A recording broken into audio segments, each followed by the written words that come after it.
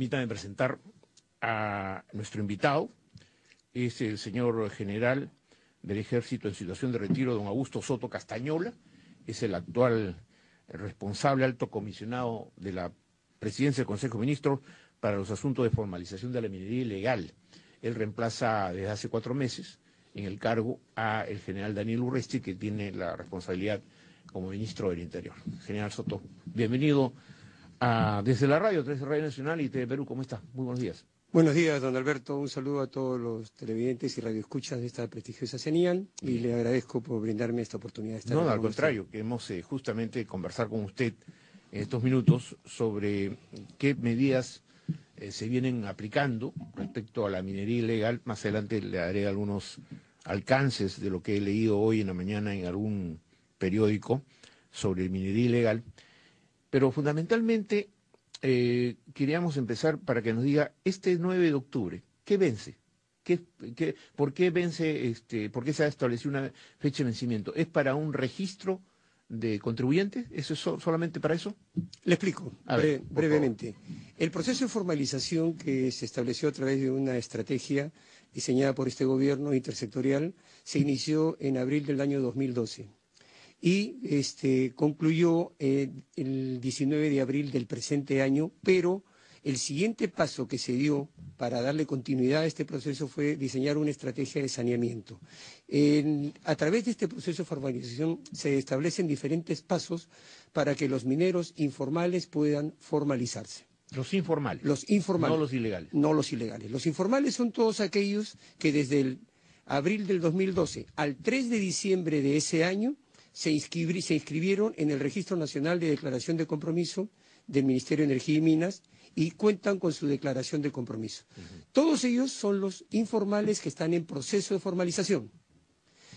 Dentro de esta estrategia de saneamiento que yo mencionaba anteriormente, allí se establecieron como algunos requisitos para continuar también dentro de este proceso. Desde el 19 de abril a la fecha, se establecieron 120 días que vencen el 9 de octubre para que todos aquellos en proceso de formalización que cuentan con su declaración de compromiso puedan inscribirse en la SUNAT y sacar su RUC, para que puedan realizar y tributar como corresponde. Como personas o naturales o jurídicas. O naturales o jurídicas. Correcto. Ese plazo vence este 9 de octubre. Es decir, jueves. El jueves, efectivamente. Ya. A la fecha tenemos, para que tengan una idea, una estadística más o menos de unos 70.000 mineros, pequeños mineros, en proceso de formalización.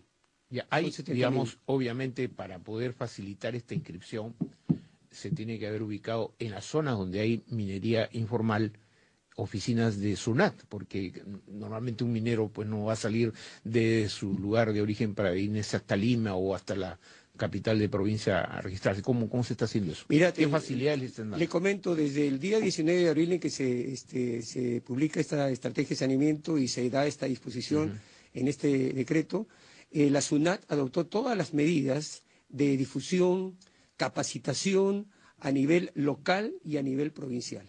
Estamos hablando de 70.000 a nivel nacional. A nivel nacional, obviamente.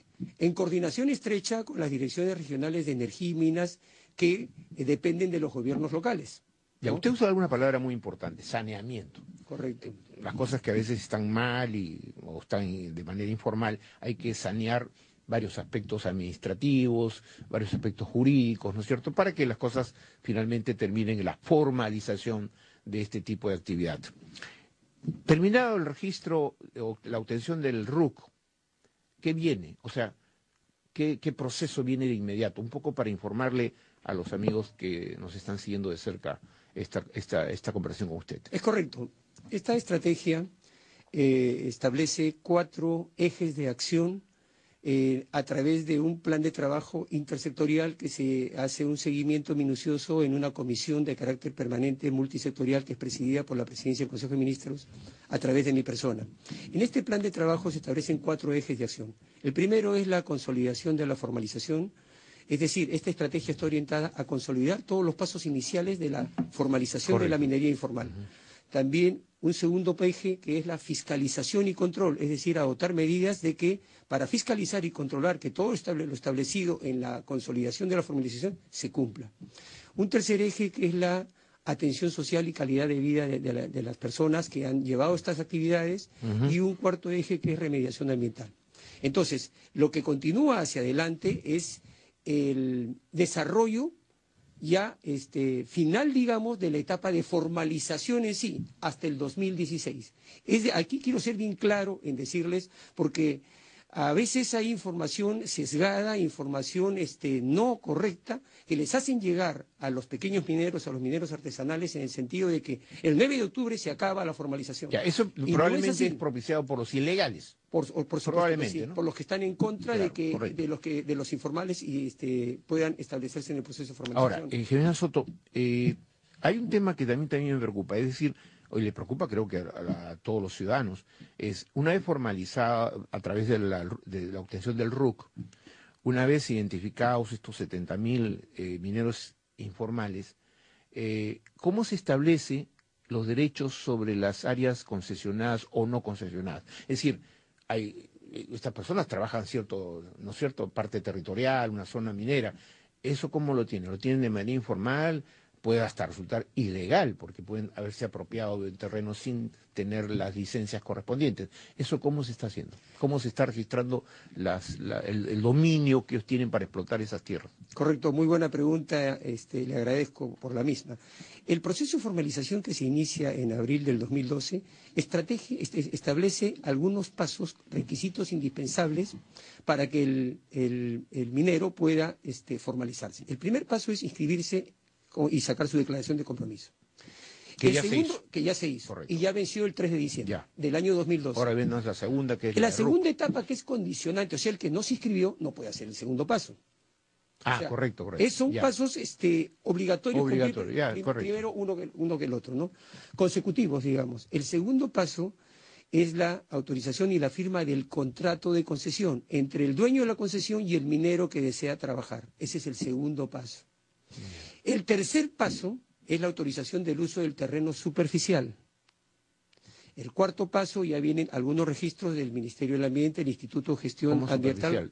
Convertirlo. Tajo abierto. Claro, no, o sea, del uso del terreno superficial en sí, le explico, en zonas como Madre de Dios, por ejemplo. Ya, que claro, eso son llanos. Son llanos, etcétera, la parte del terreno, pues la parte de superficie del terreno, establecer el uso, porque allí se Pero se han determinado, por ejemplo, en Madre de Dios, porque hay un artículo que publica un ingeniero minero, un poco que cuestiona parte de la política al respecto, ¿no? Acá está hoy día en el diario El Comercio, se lo voy a leer. Pero en Madre de Dios, por ejemplo, ¿cómo se ha determinado las zonas donde está prohibida la minería, cualquier tipo de minería, cualquier tipo de actividad, porque termina siendo depredatoria? Y creo que la política básica o fundamental, el lineamiento de política fundamental de su despacho, es la del gobierno de protección del medio ambiente. Eso es lo fundamental. Por supuesto que sí. Después vendrá la parte económica y todo lo demás. Exactamente. Pero protección. En Madre de Dios, por ejemplo, ¿cómo se han definido las áreas de explotación? Porque la depredación en Madre de Dios es infernal.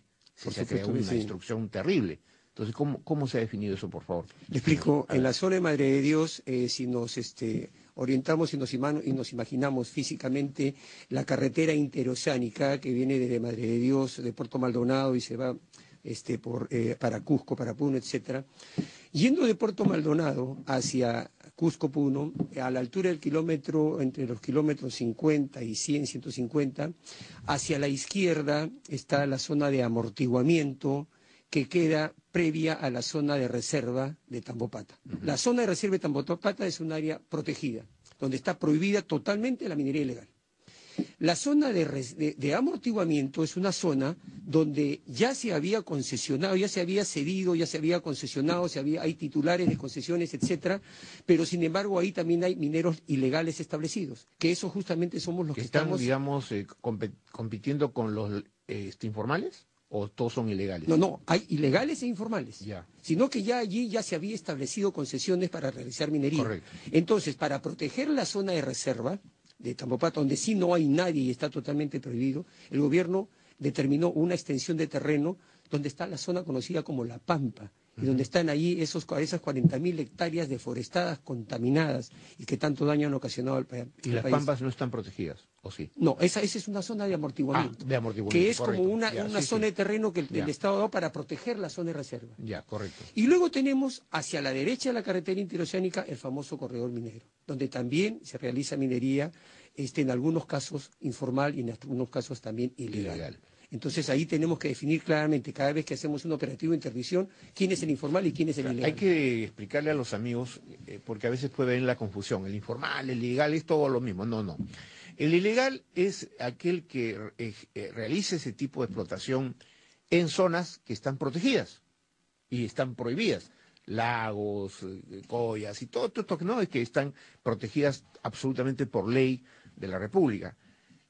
Y esos que actúan ahí llevando maquinaria, depredando, contaminando el medio ambiente, son ilegales. Hay que retirarlos, ¿sí? Ilegales. Deseo acotar Sí. que, aparte, el ilegal es el que no está en el proceso de formalización. O sea, Claro. que no Está al es margen informal. de la ley, pues. Al margen de la ley Totalmente. no decidió, no quiso acogerse al Claro. proceso de formalización. Claro. Ese es el ilegal. Claro, quieren siempre seguir viendo con la ley de la selva. Así es, pero no es así. efectivamente. Correcto. No es así. Ahora bien, una vez que se logra esta suerte de formalización de las concesiones, los contratos entre el concesionario y el minero que se ha formalizado, ¿en qué momento se cierra el proceso? Porque supuestamente que ahí, ya teniendo su RUT, habiendo hecho su declaración previa, etcétera, etcétera, se supone que ahí ya la situación sería que ese minero informal, ahora formalizado, va a ser contribuyente formal, ¿no es cierto? Por supuesto que va sí. a pagar sus impuestos. Para eso está inscrito en el RUC. Exactamente, va a tener control de insumos, va a saber Exactamente. qué insumos se usan y todo lo demás.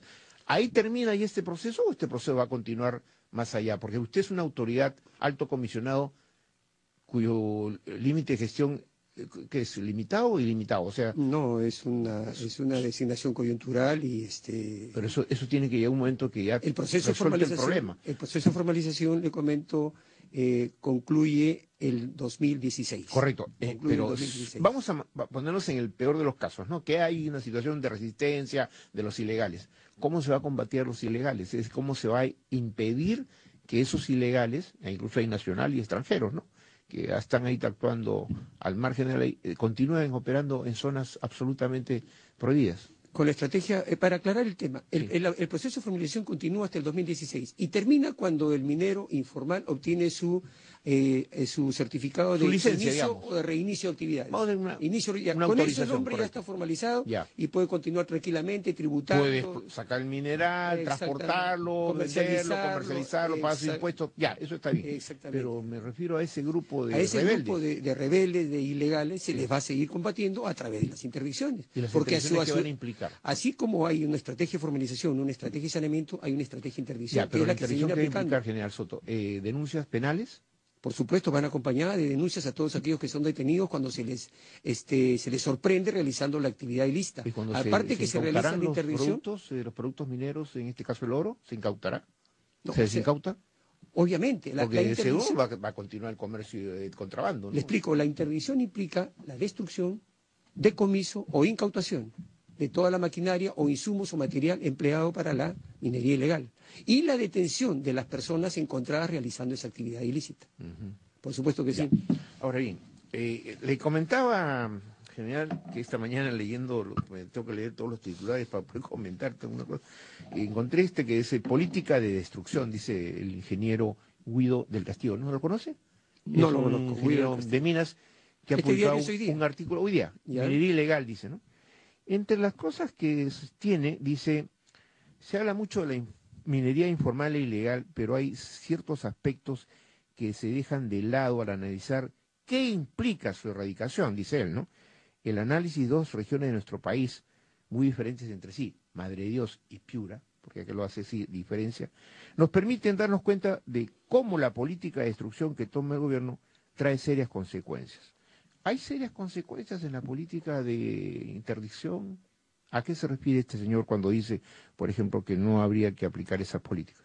No he leído el artículo, Ya. usted me ganó. Le voy a dar más detalles pero Correcto. le pregunto, la destrucción en sí de la maquinaria ilegal, de la interdicción, ¿qué implicancia tiene eso desde el punto de vista, digamos, político? Es una actividad favorable que se hace. El Estado tiene derecho a por hacerlo. supuesto, está establecido Claro. por ley. Hay unas normas legales que permiten y amparan estas actividades. Y yo le preguntaría a ese señor por qué no indica qué implica todo lo que hacen los ilegales en la selva de Madre de Dios, en las alturas A de ver, Puno. seguramente él no le puede contestar porque no está acá, pero yo le voy a leer lo que él dice, ¿no? Correcto. Dice, la política de destrucción que sigue el gobierno para estos casos de pequeña minería es completamente equivocada. Es cierto que es necesario hacer respetar los parámetros ambientales para así proteger el ambiente y la salud de todos los peruanos. Sin embargo, también es verdad que además de las enormes mafias de comercialización, dice él, existen muchas familias que necesitarían, en lugar de ver sus fuentes de recursos destruidas, apoyo para usar los recursos dentro de la ley y tener así fuentes de trabajo. Eso es el argumento central de él. Es que no son recursos de esos pequeños mineros y mineros ilegales, Ya. no son recursos de ellos. Supuestamente la actividad de minería artesanal, pequeña minería, es minería de subsistencia. Sin embargo, uno va a los lugares donde se realiza esta actividad ilícita y encuentra, en algunos casos gente, en otros casos no, gente pobre que se realiza esta actividad con maquinarias que cuestan 200.000, 300.000 dólares. Ahí viene La pregunta es de interrogante. dónde estas personas Exactamente, a sacan eso quería dinero llegar. para comprar esas Qué bueno que usted lo maquinarias. haya advertido, porque el señor mismo, el ingeniero Guido del Castillo, a quien yo tampoco conozco, he leído solamente esto, justamente dice lo siguiente. Dice en su artículo y su comentario que en el peor de los casos, en Tambopata en Piura, ¿no? No, Puerto Maldonado, Tambopata es Puerto Maldonado. Perdón, en Piura, ¿qué es? Tambo Grande. Tambo Grande. Perdón, disculpe el lapsus. Madre de Dios uno, Piura. Pero en el caso de Piura, mire lo que dice él, y yo no sé si lo admite como algo lícito, ¿no? Pero dice, en el peor de los casos, un minero informal, tomando en cuenta su familia, saca 5 gramos diarios de oro, ¿ya? 5 gramos diarios, cuyo valor en el mercado así informal es de $40 por gramo. O sea, ese informal al día, en el peor de los casos, no baja de $200 en el día. Pero él dice que hay días muy buenos donde el ilegal logra 15 gramos al día. Al día, dice, y lo subraya, al día. A 40, estamos hablando de $600 al día. Esos no van a dejar ese negocio, los $600 al día, en un mes son $18.000.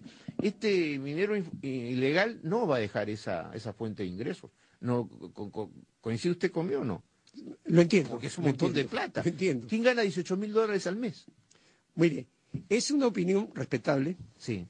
Sin embargo, no la comparto en algunos aspectos de lo que usted me ha mencionado. Ajá. Toda vez de que las estadísticas no las manejo al detalle, sin embargo, por cifras que conversábamos la vez pasada entre los sectores que estamos en la comisión, se entendía que un pequeño minero informal, de Madre de Dios particularmente, donde está el icono de la minería, Madre de Dios, Puno, etcétera, un minero artesanal, pequeño minero, estábamos alrededor de 2 o 3 gramos, un promedio de 50, 60 gramos al mes. ¿A qué valor el gramo? Sobre esas cantidades, $40. más o menos aproximadamente. ¿no? O sea, $2.000. Sí, 80 soles, 90 soles. Pero digamos $2.000, ese ilegal. Más o menos, así es. Ahora, así como usted lo dijo, hay días buenos, hay días malos, exactamente no le puedo precisar cuánto. Sí, es lo que dice también el señor. Exactamente. Pero al margen de todo ello, por más de que puedan tener un ingreso que es supuestamente de subsistencia, no les va a alcanzar de ninguna manera para comprar, no solamente la maquinaria para hacer la extracción, allá en Madre de Dios para poner los motores de succión, para armar las usted está dragas, sugiriendo etcétera. una suerte de consorcios encubiertos detrás de esta gente. O sea, grupos de poder económico que explota a esta gente. Pero por supuesto, Ya. las grandes mafias que están establecidas. Claro, sí. Por eso a eso voy.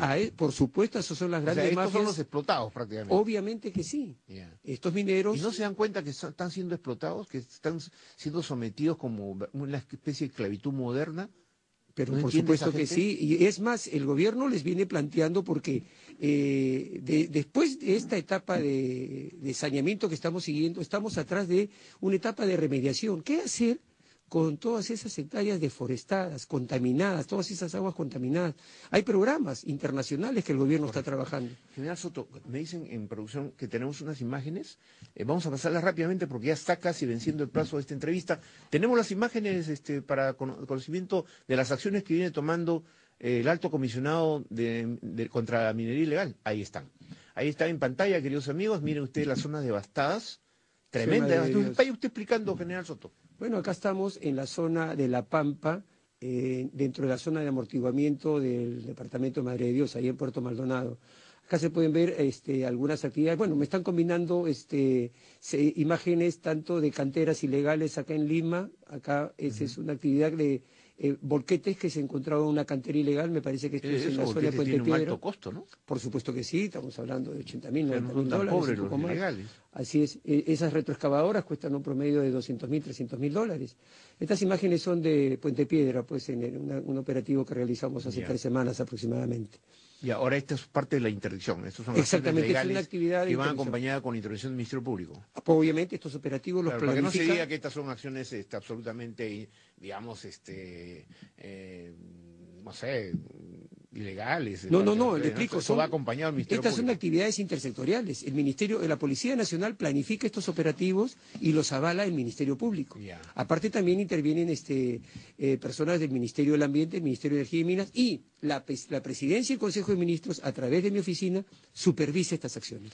Esta es una primera introducción general, yo recién tengo la oportunidad de conocerlo, me parece haberlo visto en algún momento en el Ejército, pero digamos, vamos a tener oportunidad para ir más a fondo en este tema, porque lo que queremos es que finalmente no solo se proteja el medio ambiente, no solo que nuestra economía funcione dentro del marco de la legalidad y que la gente que está al margen de la ley finalmente reflexione y piense que es mejor estar dentro de un sistema absolutamente ordenado, en base al cumplimiento, reitero, de las normas, a estar así, no sé, buscando cómo sacarle la vuelta a las leyes y al Estado.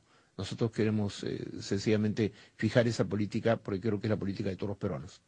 Muchas gracias. Si me permite un minuto ya para terminar. No. Deseo hacer un llamado a todos los pequeños mineros artesanales en proceso de formalización a que cumplan con inscribirse en la SUNAT para sacar su RUC y puedan continuar adelante en este proceso de formalización. Y que les quede claro que el proceso de formalización no termina el 9 de octubre. Quienes así malinforman están haciendo daño y por favor no se dejen de llevar por esas informaciones sesgadas. Correcto. El 9 de octubre termina un plazo nada más para el RUC. Tenemos la página web de la autoridad, sí, la vamos a poner en pantalla. Ahí está. Tome nota, queridos amigos.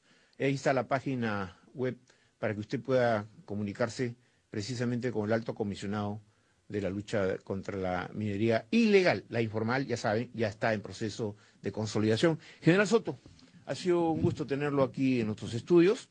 Lo comprometemos para seguir conversando y orientando a la opinión pública. Creo que la ciudadanía merece que se le informe, porque depende también del apoyo popular, del apoyo de los ciudadanos para que usted alcance los objetivos que se ha previsto. Muchas gracias por la oportunidad que me ha brindado. Muy amable, gusto de saludarlo. Bien, queridos amigos, entonces hemos conversado con Augusto Soto, el alto comisionado de asuntos de formalización de la minería informal en nuestro país y lucha contra la minería ilegal. Muchas gracias por acompañarnos en esta edición de Desde la Radio a través de Radio Nacional del Perú y 7.3 Noticias TV Perú a nivel nacional. Mañana, igualmente, mañana es el día 8 de octubre, tenemos un toque de silencio de la Marina de Guerra, pero además seguimos con la programación habitual. Gracias, muy buenos días.